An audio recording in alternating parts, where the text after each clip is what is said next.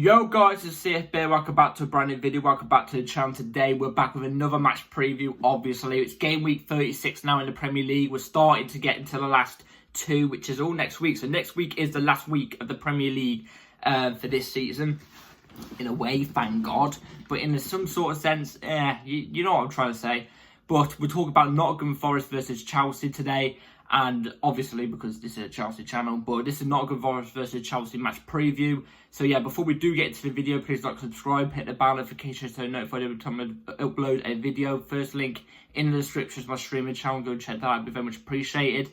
And yeah, let's jump straight into the video because this is going to be a tough game. And I say this in every match preview because we have not been great. But it's going to be a tough game because I think Nottingham Forest are a bit of a weird side. They're a good side, but they've not shown it in terms of league positioning. A league position, they're near the relegation. They might be even in the relegation zone, I'm not too sure. But they're near that bracket, if you know what I'm trying to say. They're not 100% safe, I don't think.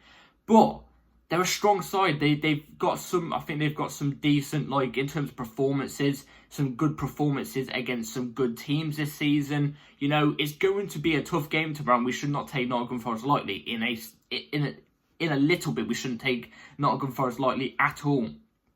Because in the Premier League, anything can happen. Anything can happen.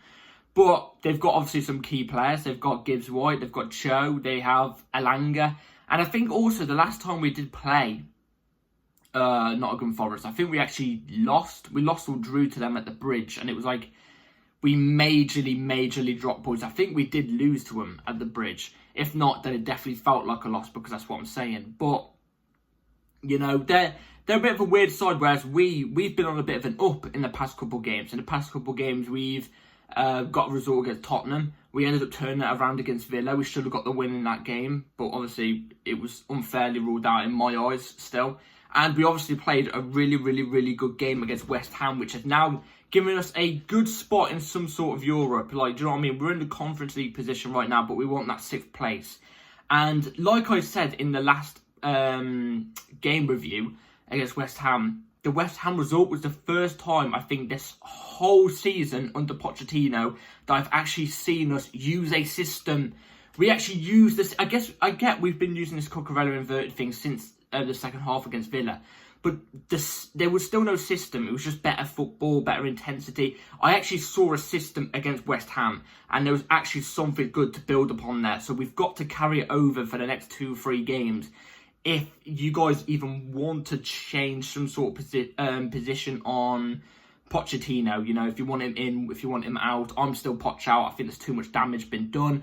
But if he wants to even give himself some sort of leeway to stay next season, he's got to keep implementing this system and improving game in for the next 2 games after this and this game. So, you know, it was very positive that I saw that from Pochettino.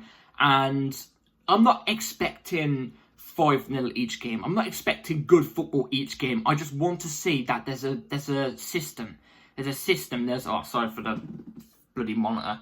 I want to see that there's a system. I get it. Systems don't always mean that you win games or you play well all the time. Sometimes Man City don't play well all the time, but they use a system. They use a style of play. Do you know what I'm trying to say? Like, I want to see that Pochettino's actually implemented something. If I see tomorrow that we're still using Cucurella inverted, which would be good, I'm not saying that, but we've changed the system and there's no system there, or if we've changed the way we played and it's not working, I'll be there like, what are you doing? Just improve on the system that you use against West Ham. You know what I'm trying to say? I'm looking tomorrow for the system, but I'm also looking for a win because we've obviously overtaken United, because obviously United lost 4-0 to Crystal Palace. So you know what I'm trying to say? That's a good thing.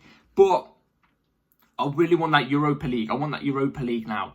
And that is the bar that has now been set by Clear Lake and Bowley. Bowley has came out and said they're not accepting conference. They want minimum Europa League, and that I can agree with. This squad of players, minimum right now, right this season, the position we're in right now, minimum Europa League. So that's in my opinion what we've got to go for. We've got to gun for Europa League, but then again we're in 2 points. We're only 2 points below Newcastle, who are in 6th, obviously Europa League, and on the same amount of games, But Newcastle actually have a bit of a harder fixture run than us. Our 3 games that we've got to play, all winnable. They all should be winnable, no matter what. They all should be winnable, in my eyes. Whereas Newcastle got to play United. I'm hoping United do a job for us there in that sense and get a victory over Newcastle, which makes us go into 6th place for Europa. Hoping that we win all 3 of our games, our upcoming games, which, like I said, they should be winnable. We shouldn't be dropping points in those games, and we can't be dropping points in those games because, you know, we want Europe. So yeah, I'm really hoping that we can just implement on the same system, implement on some sort of system. And I want to see consistency, but I don't want to see the team change that much, and that's where we're going to get onto the lineup I want to see for tomorrow in a minute. I don't want to see the team change too much, but we have had some sort of injury news come back. I think Reece James has been rumoured to maybe be featured on the bench tomorrow, so he's in team training now.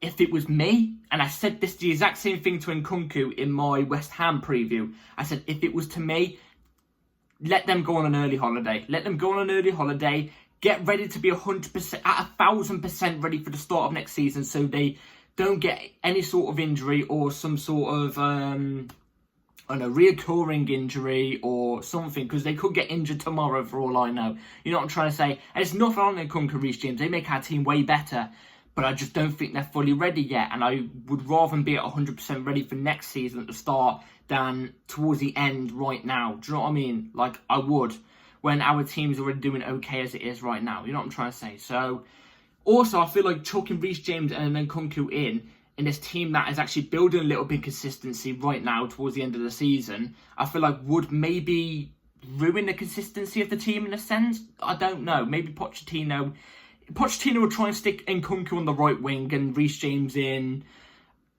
I don't know, the DM position. He'll probably try and do something like that. Do you know what I'm trying to say? He'll probably do something weird. So that's why I'm not 100% too. So, but if he's going to feature on the bench, he's going to feature on the bench, and he probably will play if he features on the bench. And I'm not kind of complaining. I just don't want to see another injury given to another player. Same with if Wes or Lavia come back this season as well. I want them to be ready for next season because I don't want to see any injuries. I don't want to see any more injuries. We've had the most injuries out of any team this whole season, and the most time out for a team as well in terms of injuries. So, like, just give it a rest. Just give some of these players a rest. You know what I'm trying to say? So, yeah. Also, another thing about Reece James coming back from injury, I think is bad news, because I think he's going to go to Euros, which then means he's going to get an injury at Euros, and he's not going to be ready for the start of the season. I just have a bad feeling something that's going to happen, but fingers crossed not. So, yeah, without further ado, let's get into the team lineup I'll go for tomorrow. So, the starting 11 I'll go for tomorrow against Nottingham Forest is going to be right here on the screen. I'm obviously going to go through the team, and then I'm going to tell you after why I chose these players. So, right here, Petrovic in goal, Mark Cucurella left back, Badiashile, Thiago Silva are 2 centre backs, Trevor Chalobah a right back, Gallagher and Casado double pivot, Mudryk off the left, Palmer in the 10, Noni off the right, then Jackson as the ST. Now let's go through why I've chosen these players. Petrovic, standard, goalkeeper. Sanchez, I think, still injured as well. When do you ever see goalkeepers get regular injuries? I don't know. So yeah, Petrovic in goal. By the way, I'm going to try and get through this as quick as possible because it's bloody warm in my room and I can feel the sweat coming down my head already. So, Cucurella, left back, obviously, just keep it up. I love the revelation he's had over the past season, because I've always thought Cucurella has been a good player. There's always been something there, but last season we didn't see it at all. He was on my sell list. That's how bad it got. But I'm not even, I think pre-inverted, I think Cucurella was still doing a good job. Not as good as he's doing right now, though. But I still think he was doing a good job. And the proof's in the pudding. Go through my videos since the inverted thing. No, before the inverted thing. The proof's in the pudding. I was saying he was having good games when people were saying he wasn't. So, Cucurella left back. Badiashile, Thiago Silva are 2 centre backs. Badiashile seems like he's back to himself. Thiago, bless him, at the what do you call it? At the awards ceremony at Chelsea, he started crying. He said it to us. Once a blue, always a blue. I'll be back at Chelsea doing something after Brazil, which you got to love Thiago. Them two have been brilliant recently, so don't mess it up. Same with Trevor Chalobah. Trevor Chalobah has been brilliant. He's been brilliant. I'd keep him in the squad. I'd keep him in the squad next season. You guys already know this. I've been shouting it from the hills. He's one of the most underrated defenders, not just in our team, not just in our squad, but in the league, I think. I think he's so underrated. He does a solid job all the time. Puts his neck out on the line for Chelsea. Keep him in there. He's versatile as well. Main position, obviously, centre-back, but can do a good job at right-back as well. Keep him there, Trev. Good. But if you told me tomorrow's going to be Badiashile or Trev or Silva or Trev with Gilchrist on the right, I won't kind of complain, but that's my main. Gallagher, Caicedo, obviously double pivot. Let them keep going. Obviously, the past couple games it's been doing really, really well, and you may as well just keep the consistency going. Not just that, there's no players to fill in their position, so we fingers crossed they do not get injured at any sort of time, because if they get injured, we might be screwed. No, in fact, we will be screwed. We'll be screwed. So keep those two in a double pivot. Mudryk off the left. Mudryk's the one that I look at and I go, do you know what? I would change you. I would change you, because I don't think he's doing anything bad in the game. He's not doing anything bad in the game, but he's not doing anything that good either. He's not doing anything that good. But it's not like Noni in that sense, where Noni will drive at players. Noni's not scared. He knows he's got nothing to lose. He'll drive at players. He'll take the shot on. And he'll get the shot on target. Mudryk puts out for a corner. Do you know what I mean? So, Mudryk, I just want to see him do more things on the ball. Do you know what I'm trying to say? So, show a lot less fear. So, off the left, going to have to keep Mudryk. Consistency, like I said. Palmer, 10. He won Players Player of the Year. Chelsea's Player of the Year. And Player of the Year for Chelsea as well. He's also won Player of the Month. The first Player of the Month a Chelsea player has won since Eden Hazard, which is 2018. Finally, he deserved to win 2 Player of the Months before this one anyway. So he should have had 3 this season. But, you know, Premier League do what they want, don't they? But Cole Palmer, obviously, he's been brilliant. He's been nominated for Player of the Year in general for the Premier League. I'm hoping he wins that. So, yeah. Noni off the right. Noni's been brilliant coming into form. The past 3 games, he's really started... No, past 4 or 5 games, I think I saw. He's really, really started to get a hold of himself. I think that Wembley thing, that laughing thing, which I look back on now and I think it's not intentional. It wasn't intentional from him. It was just immaturity. But I think that has now woken him up. I think the fans' backlash on him, I think that's woken him up. And he is the Noni that I know. He's the Noni that I know and the good one. So... keep it up with Noni, honestly. Keep it up. He was meant to be injury-prone before he came to Chelsea. I never see him get injured anymore. If he gets injured tomorrow, I'll be fuming, you know. I've jinxed it now, haven't I? But I never actually see him get injured anymore. So that's a positive. Keep him on the right. And then Jackson has scored 2 goals in 2 games. Or has he scored 3 goals in the last 2 games? I don't know, 1 or 2. But Jackson's starting to rack up a little bit of form. And people are now looking at Jackson and going, oh, there's a striker there. This is the exact same thing I've been seeing since the start of the season. He needs to get better at finishing his chances, finishing his dinner, which will come with age. He's still a very, very young player. I've been saying it from the get-go. This guy has every tool in the book to become a very, very good striker. And he is a decent striker already. For his first season, he's had a great first season. He's had a very good first season. Just missed a trophy. Do you know what I'm trying to say? But, like... he does need to get better with his chance conversion. Do you know what I'm trying to say? That's the only thing. Obviously, things he can get better at. Like, he can still get better at turning players and dribbling and stuff like that. But I just want to see getting better in the box. You know what I'm saying? So, with Jackson, honestly, keep it up. And, yeah, that's a team lineup that I would go for tomorrow. Let me know in the comments down below what yours would be. So, going off a score prediction for today. For tomorrow, sorry. Nottingham Forest versus Chelsea. It's going to be at, obviously, Forest's ground. It's going to be at Forest's ground. They've got, like I said, they've got good players. Cho has been racking it for them. He's been racking it for them. He's been doing very, very, very well for them. And I've always liked Cho, so it kind of, you know, it's a little bit like, but I think we're going to win. I feel like 3-1 is just too bold. So I'm going to go with Nottingham Forest 1, Chelsea 2.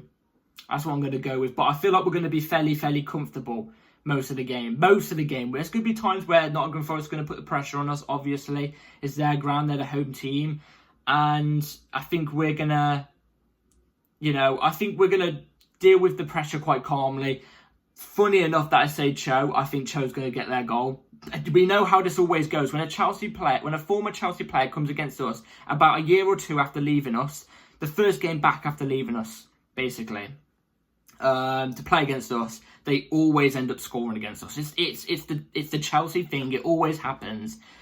So I do think Cho will score for them, but I still think we're going to get over the line. I think Cole Palmer's going to get another goal tomorrow as well. I would love Jackson to get another one though. I would like it if Jackson gets another one. And yeah, let's hope that we keep building on this bit of consistency, because like I said, if we can't drop 1 point, we cannot drop 1 point. We have to win all of our next up-and-coming games. Why? We've got to get Europa League. We've got to get the good Europe. We've got to get some sort of Europe. Do you know what I'm trying to say? We've got to keep pushing. Who knows? Newcastle might drop points tomorrow. They might.